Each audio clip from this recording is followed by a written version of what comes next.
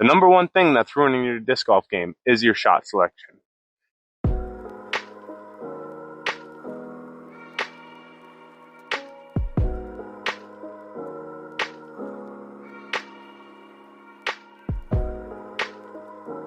What shot are you throwing where? You have to think about when it's appropriate to throw a driver, shot type selection, knowing the ground, knowing how the disc is going to play off the ground, and then finally, knowing when to run a putt or when not to.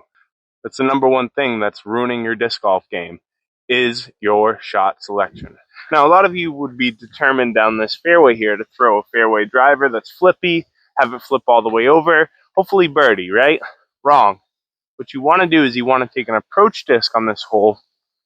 For me, I'm a lefty. I'm going to ride it down that right side, lay up, play for 3. If you're playing for 2, it's way less likely you're going to get the par. Let's see how it plays out.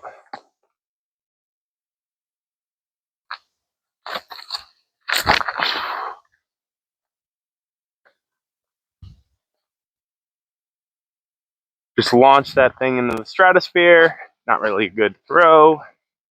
Okay, let's see this putter.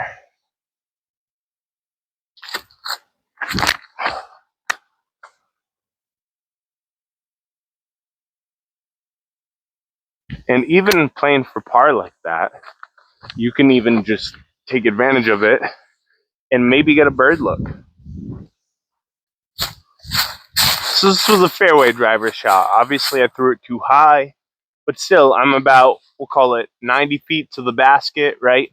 Definitely not making the bird when I was getting greedy and thought I was going to. Even par is not guaranteed from here.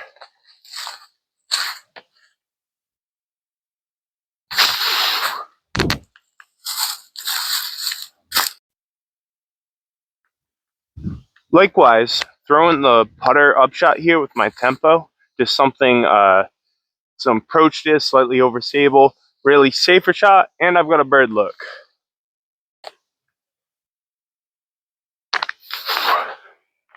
Oh, man, I thought that was in.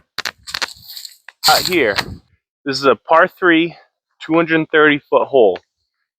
When I first started, I thought I had to yank a stable driver over to the right on a forehand, let it glide back to the left. But what I'm going to be doing today is I'm just going to be throwing a putter straight at it.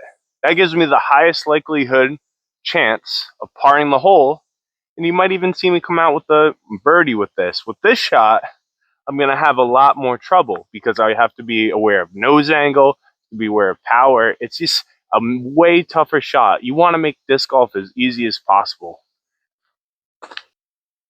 Okay, so let's start with the forehand shot first. You're going to see the plausibility of it.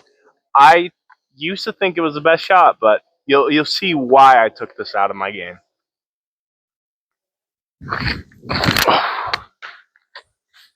So, in order to try and get that line, I yanked over on the shot.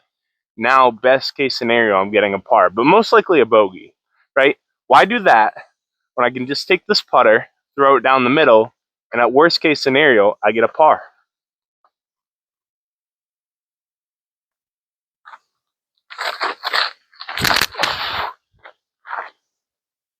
So that's kind of thrown a little far past the basket. But what I know about this hole is a little ridge down there that collects discs. With that ridge, a lot of discs get drawn down there and you end up with like a 40-footer at worst. By changing discs and shot selection, you can make your par so much easier. From here, I don't even know if I can scramble and save the par. I'm going to try. I'll give it a quick try.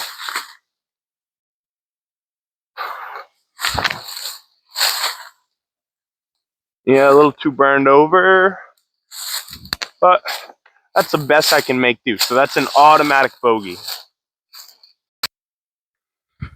So by changing shot selection, I go from a no matter what bogey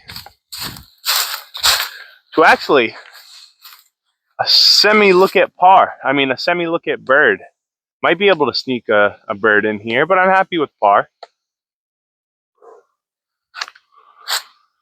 Yeah, and that's my easy par. Take that every single day of the week.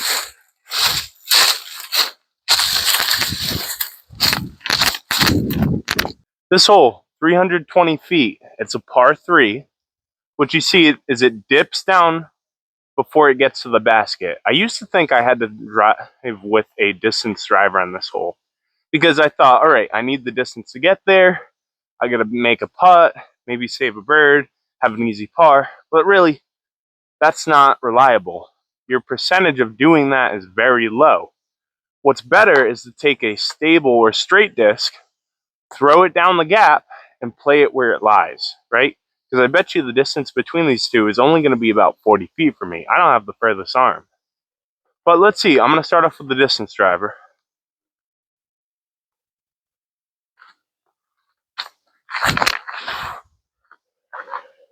So straight flight, ends up way to the right though. I end up crashing probably 50, 60 feet right of the target.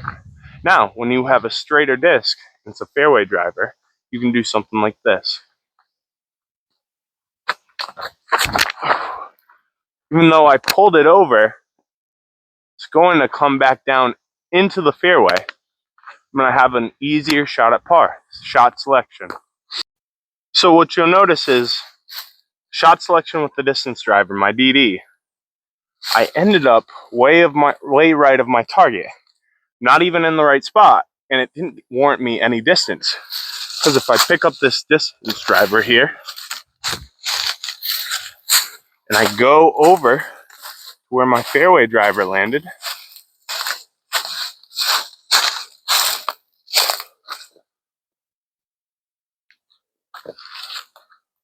you'll see the change in distance. There's my servo, only about 30 feet. And I'm exactly where I want to be for this putt or this approach shot, right? Now all I have to do from here is commit on my approach shot,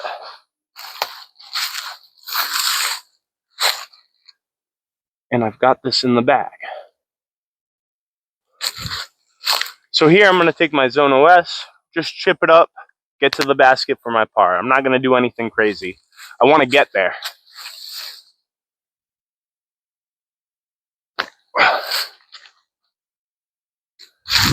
And that should be there. Easy par. This is another hole I've had to rethink my approach many times. My idea before was I'd take a stable disc and just put it out to the right side. As long as I was at the right side, I could throw a hyzer backhand to the green. But that's such a tough shot with this angle.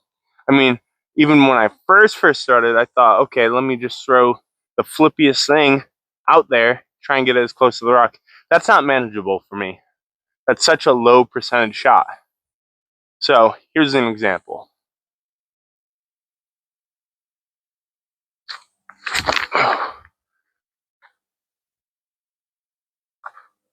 That got lucky. I don't know if you guys saw it, how many trees that thing went through.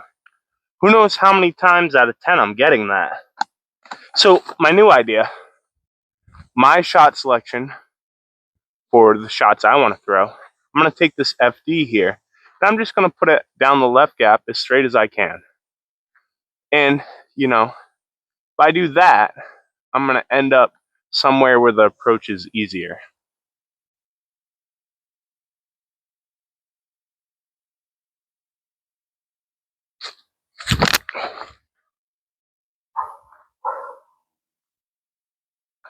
That was a bit of a shank, huh? So if you look, the overstable disc I threw, and right here. Now, why is this bad? Why isn't this the preferred shot to make? Well, if this kept fading, it would have ended up in the rough on the right side. Would have made my approach much more difficult. Comparatively, we have my FD, which I just threw like a laser straight. Got a little bit lucky. Now all I have to do is just make this putt up there. I don't even have to run it.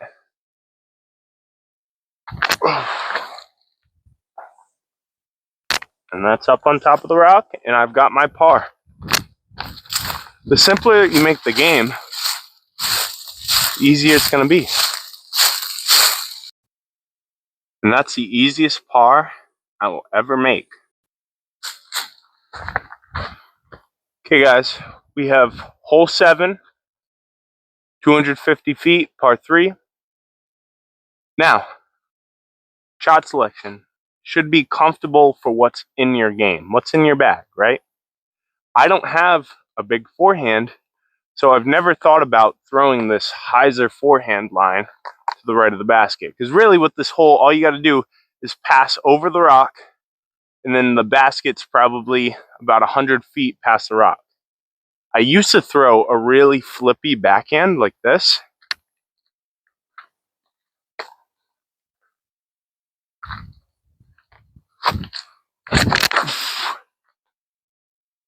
A pretty big cut. That's probably going to roll. But the problem with that shot is this. If you mess up that shot just the slightest bit, you're either hitting the trees right on the right or your disc is turning over too fast. It's just not a manageable par. Probably about 3 times out of 10, I get par that way. 1 time out of 10, I get birdie that way. Comparatively, this left line over here, all I have to do is put my disc straight through, give it a little height, and then I'll hyzer down. And I'm probably looking at an 8 out of 10 par chance.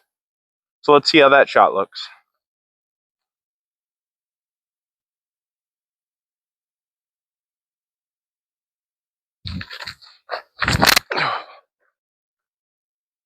Kind of stall it out, spike it down in the fairway.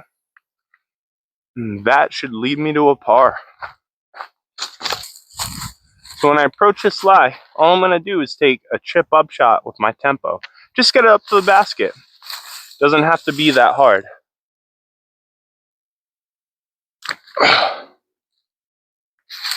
Right? And I'm up there in the circle with a chance to putt, giving myself a shot for par. So with my shot selection, I've maneuvered myself to a par. At least not a tap-in one, but should be a par if I was a good putter.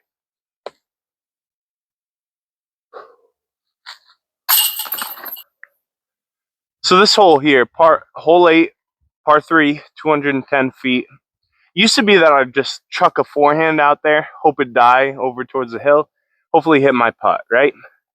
Ended up with a couple double bogeys, some pars, some birdies, really fluctuated, right? So that shot for me brings in a lot of danger. Why? Well, when I throw my forehand, I'm not the most consistent. Second, throwing a driver on a 210-foot hole, not a good choice, right? I know I have the distance to get there with, I could probably get there with the glitch if I wanted to, right? But you shouldn't throw discs that push farther than the fairway or don't fit the shape of the fairway. So here, when I throw this driver on forehand, there I churn over my wrist and I get up on the hill. Not the most predictable of shots, right? Alternatively, the shot I'm more comfortable throwing is the turnover putter.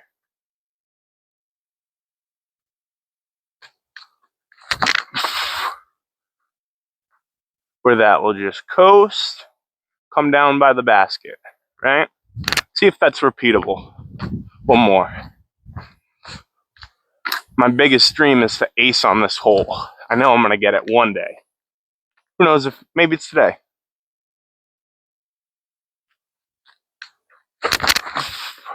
Nope, that one's more stable. But still, that landing over there, even if it's not a good shot, still likely a par. Even that shot that hit the trees still isn't a bad shot at par. I'm probably about 40, 50 feet from the basket. My turned over putter is there. And then not even worth it is my forehand there. I can't get to the basket. Doesn't make sense that I should act like I can. The last note I have for you guys is gap selection, right? You want to hit the gap that you know you can hit most of the time. So this gap on the left, for me, even though it's a smaller gap, is the one I like hitting. Why?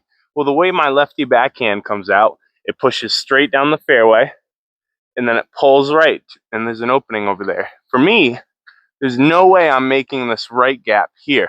There's no space for my disc to go. I would have to throw a Rolo or something crazy, and when I throw a forehand here, I end up pulling it and hitting first available. So you want to throw the shot that gets you to a par.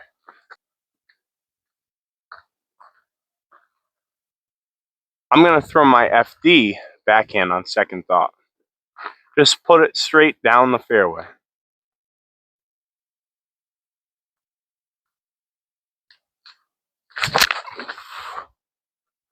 I mean, even if I miss my line, I still end up in a good spot. Why? Because I chose the right gap.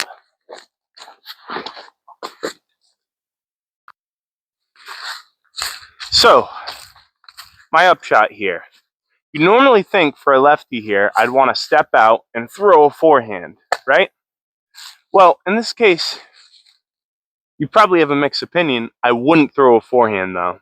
The reason is if you look at the green slopes from right to left downwards. What does that mean? When your disc hits the ground, it's going to hit at a skipping angle easier. So what does that mean for me? That to be better at the shot, I'm going to have to throw a backhand low, try and get it up there.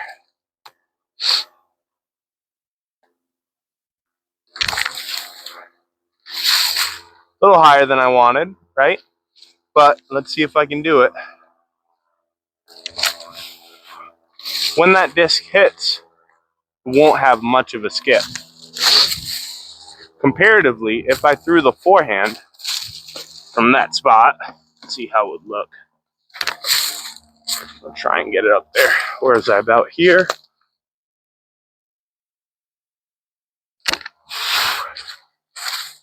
From my zone, and it skips down the hill, right?